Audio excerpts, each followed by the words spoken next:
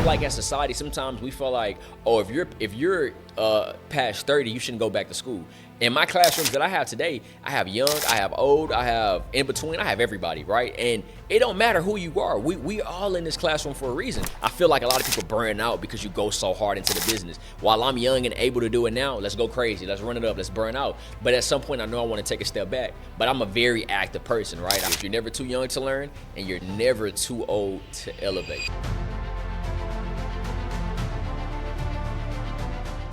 Hey, what's up, guys? You know what it is. It's Money Mondays. We are back with another episode, guys. This is your number one show for weekly money, business, and mindset topics. Number one business podcast, guys. Everything we do here is all educational, real life examples, and really want to help the everyday small entrepreneur business owner scale their business and get to the next level. So thank you for tuning in. Watch, comment, like, subscribe, give me some feedback, give me some topics that y'all want me to talk about. I would love to hear, what you guys want to hear on the Money Mondays and anything that I can add to the show. You're tuning in with your boy Sebastian J. Sanders, guys, executive director and founder at Sanders Hand, national nonprofit leader, business professor, social entrepreneur, author, TEDx speaker, guys. The list goes on and on. But ultimately, my favorite title is just being the executive director and founder at Sanders Hand. It's my lifelong mission. Been doing this for 8-9 years. Been in business. I've done for-profit, nonprofit, started companies, exited companies, done brick and mortar. I've done everything you can think of in business, and I just enjoy doing what I do now, scaling our organization to newer and newer heights, teaching the next generation, and being a college professor. So thank you for tuning in with your boy. Let's get right into it, guys. This week, I want to talk about something extremely important. I want to talk about something that a lot of us, it's a hot topic, right? You hear, oh, you don't need college to be successful. College degrees are useless, right? Especially with AI. AI is emerging, and everybody and mama think college degrees are useless. To some degree, right? I'm a college graduate. I have my bachelor's and my master's, right? And so for me, I had a plan of why I wanted to go out and get my education. So for me, everything always looked different. I always knew I would go that route. But for the average person, things look different for you. You may not necessarily have to go that route. You may want to go to trade school. You want to go straight to the military. You may say, I want to go straight to the workforce and make some money. You may say, I want to start a business fresh out of high school. There's nothing you can't do in this world. You're never too old. You're never too young. So I never put limitations on anything and anybody. And if you know anything about me, my program is designed to teach students business and financial literacy, the essential skills that you need to be a successful entrepreneur or go work at a company or be a doctor, lawyer, engineer. Whether you know it or not, you got to learn these real life skills. So today's topic is why education still matters in business, no matter your age. And my quote, I tell everybody this: you're never too young to learn, and you're never too old to elevate. So I want to talk about something, my real story. Last year, guys, I graduated college in 2019. Got my bachelor's from University of Texas at San Antonio. I graduated in 2019, went on into the big world, got my big boy job, relocated, moved to Oklahoma. I was a sales manager at 23 years old. I had $1 million portfolio. I was managing a staff of 13 people, sales representatives. I had about 120 accounts I was managing. Then after that, moved back home to Houston, and I done supply chain management, another big operation. I was working for a big company, Frito-Lay at the time. I was a supply chain manager. I managed about 130 CDL drivers. We delivered about $3 million in product daily. I had a big operation, and there's nothing but God that I was in that moment and had those roles and learned so much. Loved the company, great company, taught me so much. And, I just said, okay, take a chance on myself, got into social entrepreneurship. So, I graduated in 2019. Then last year, I went back and got my master's. And so I went back for my master's, not because I had to get a job or something like that. I did it because I didn't want to stay stagnant in what I was trying to do in my career. In my career, I am building and carving out a lane. I'm building a nonprofit organization, Sanders Hand.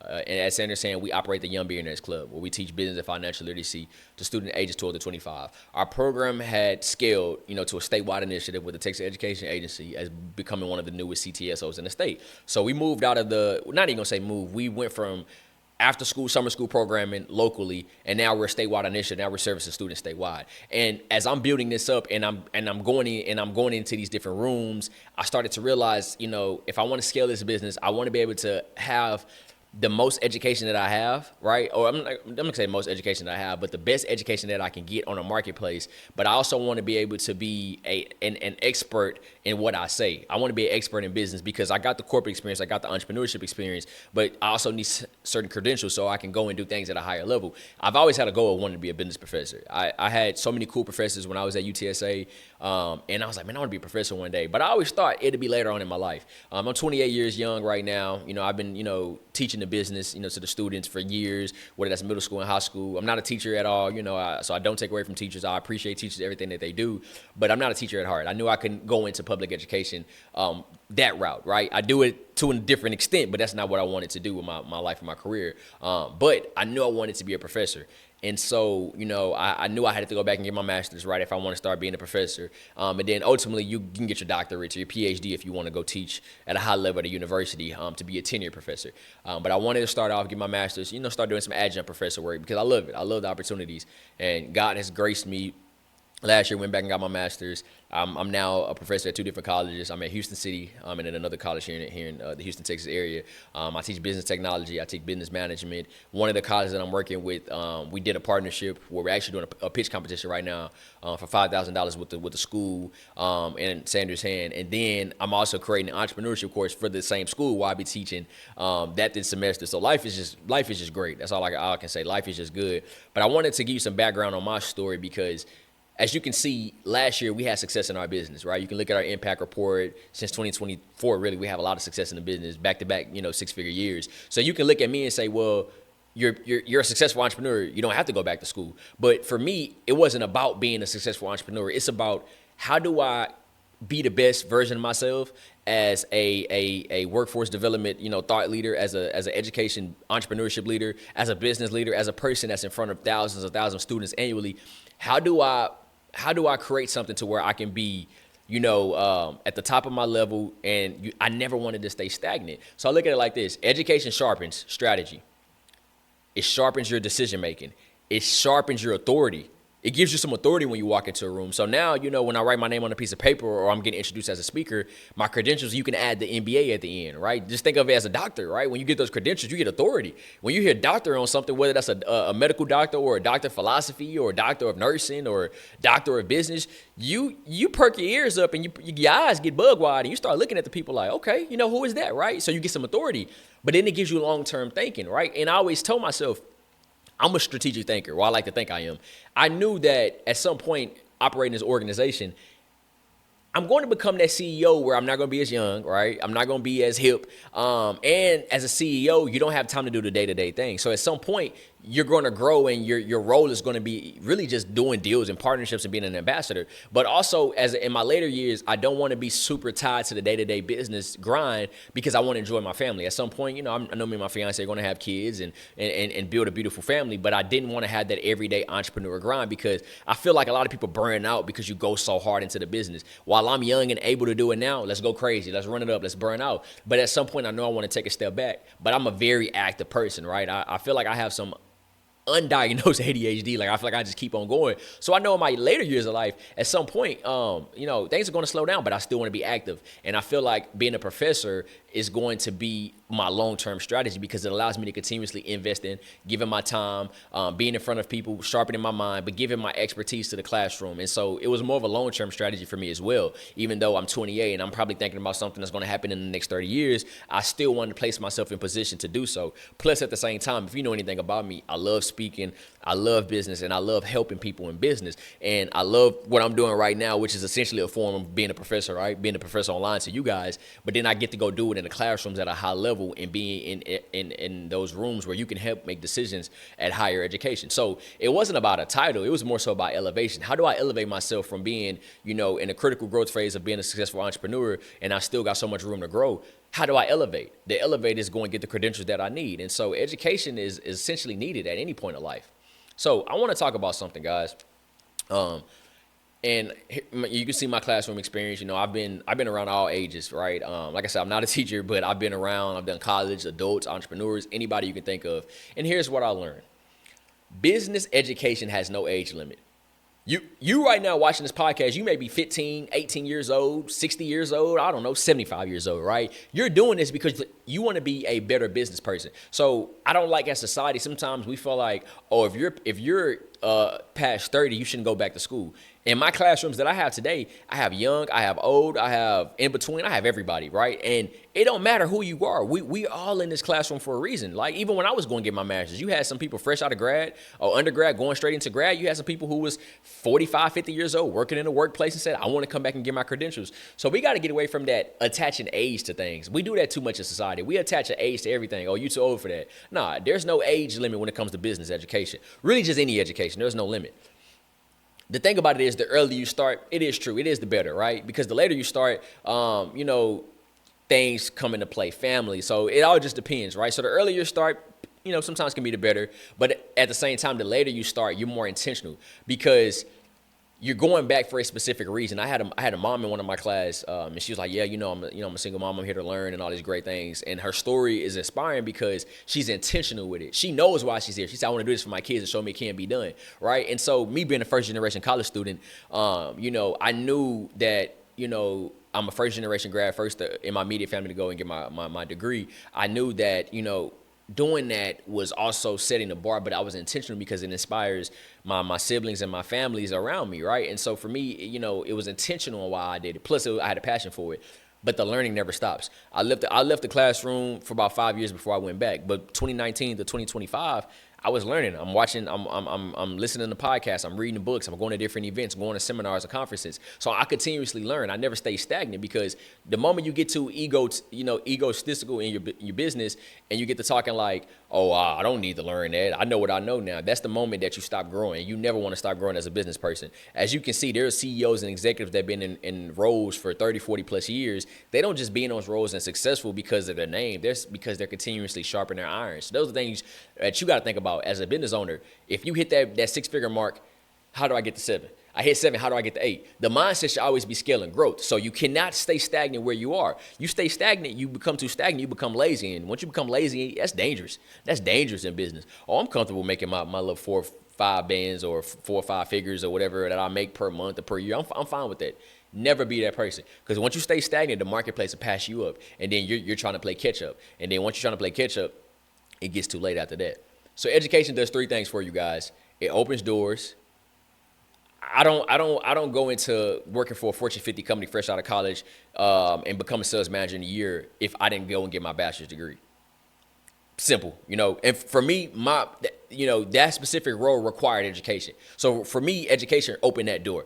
I don't go and be a professor if I don't go back to school and get my master's. I do not elevate this organization from looking at, okay, where are we at? How do we scale from here to here? How do we service more kids and be more efficient? This organization doesn't grow if I don't go and obtain education. So it opens doors and it puts you in settings to where you can't get in on your own, right? Me being a professor allowed me to go into rooms to where the reason that we're able to do a 5,000 pitch competition is because I went to a meeting with the school. We were talking about doing a partnership, but then they realized I had my master's. I was a professor. They was like, well, we need some help doing this entrepreneurship course. And that's what I do. That's what I do for a living. So now I'm meshing, my two passions together. Now I got education, and now I got the credentials. I have the successful business. It opens up doors for me to join this organization, this school, and then now we join the National Association of Community College Entrepreneurship. So me getting my master's opened up so many doors that scaled everything around me, but in everybody that I serve.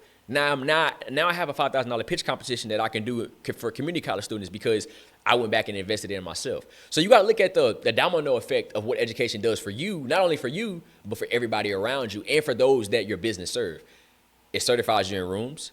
When I walk into these rooms, you can say you're the executive director and founder, but a professor, okay, things look at you a lot different. Let's say you go and get your engineering degree and you go and get your doctorate of philosophy. You're a successful engineer, but now you have your doctorate of philosophy. So now you got the best of both worlds. You got the hands-on trade and engineering. You got the doctor of philosophy. You walk inside a room, your theories and the practices that you've done, you can add to the price tag now. You was charging $1,000 a keynote. Now you can charge $2,500 because you got the credentials and it certifies you in the rooms. Nobody has to question your resume or question your bio. But it expands how you think. Me going back and getting my master's expanded me to say like, okay, there are areas of my business that I have some weaknesses. Right? My HR is not on point. My human resources and my operations is not on point. So all of last year while I was in school, studying to get my master's, I was scaling the business and we took a step back And on paper, we our numbers dipped a little bit. It's because we took a step back and we scaled differently. I made sure we did everything through MOUs and strategic partnerships. I made sure that I had to create a better intake process for clients, not only for the clients and the students that we serve, but for the parents and also for my internal staff. So being in school made me be around so many smart people. I'm like, hold on, I'm doing this wrong. Okay, I'm changing all of these things. So at the end of the day, you don't have to love school, but you need some structured development. And I'm not on this podcast advocating for everybody to go to college. Please don't misquote me and not understand where I'm going from. But you need some type of education. You need some type of trade. You need some type of credential to go with you. That way you can have on your resume to get you inside of them doors. And you got to look at it like this. Your first job is usually your investor, especially if you want to go the entrepreneur route. So you need some type of credential and some education to get in the room. That's your first investor. And you take that experience, you take that education, you take that money you make, and you pour that back into the business.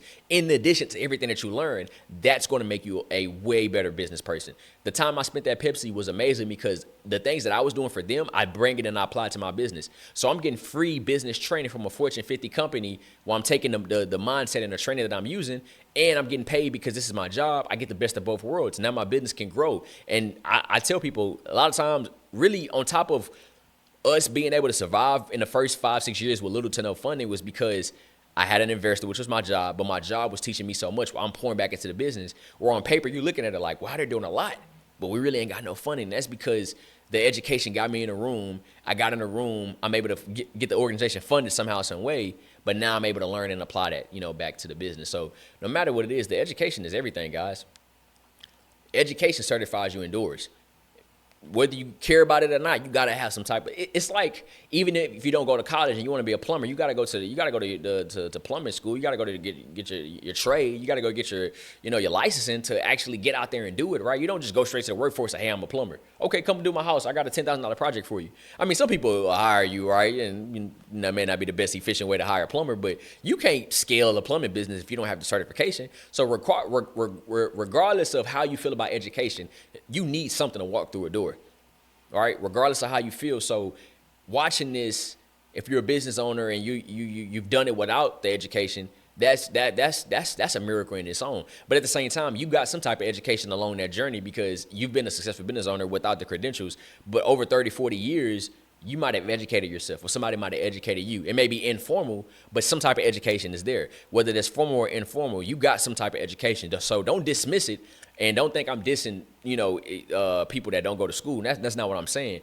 But whether you get it formal or informal, it's some type of education that you got that helps you get in the rooms that you're in. Last but not least, guys, on this episode, as we wrap up, I want to wrap up and I want you to take these action steps serious. I want you to identify one business knowledge gap that you have. Maybe you don't know about finances. Maybe you don't know about operations. Maybe you don't know about human resources. Maybe you don't know about supply chain. All of us have some type of gap, right? Because we're not experts at everything. If you're an expert at everything, you wouldn't have people around you, right? And you can't scale a business without having people. So you got to have some type of weaknesses. We all do, whether you want to admit it or not. I know my weaknesses. It took me years to admit it. And to this day, I don't like admit it out loud, but I know my weaknesses. I know it's things I cannot do. So I've identified those gaps and I either go and educate myself or I find resources to learn and bring in those people that can support me. Enroll in something structured. Enroll in a cohort. Go to, a lot of banks and local educational programs. They have entrepreneur cohorts. I know here in Houston, we got Baker Ripley, we got the Goldman Sachs, the 100 Challenge, I think the 100, something like that. You got all these amazing organizations and programs that have something structured that you can enroll in, and that's like a 6 to 8 week cohort. Go get into it. But stop letting your ego delay your growth. You had a great year last year. It's amazing. But the thing about business is, it's not always going to be guaranteed that you'll have the same years. It's all about the grit and the grind. So don't let that ego delay your growth. Don't think, I've been doing really good, I ain't got to grow. Because at some point, your business is going to take a hit. It's going to have a down year. It's going to have something that's not going to go right. And if you delay your growth and your education in those areas that you were weak in, you were able to gloss them over that because your strengths was shining it. But now you're in the season to where your weaknesses are showing more, and you need those weaknesses to be better. But you didn't want to grow because you let your ego inflate you because you had a good year. Do not be that person. You always want to look at it, the tale of two millionaires. Do I want to be the person that gets it all in one night, or do I want to be that person over years? I get it and I sustain it and I have it for the rest of my life. You know what it is, guys. It's Money Mondays. It's your boy, Sebastian J. Sanders. Comment, like, subscribe, guys. Please watch this video. Reach out to me. Here's my socials, guys. I want to definitely tap in with you. Subscribe. My Instagram is here, my LinkedIn, and my email. You can check out our official website. I look forward to seeing you next week on Money Mondays.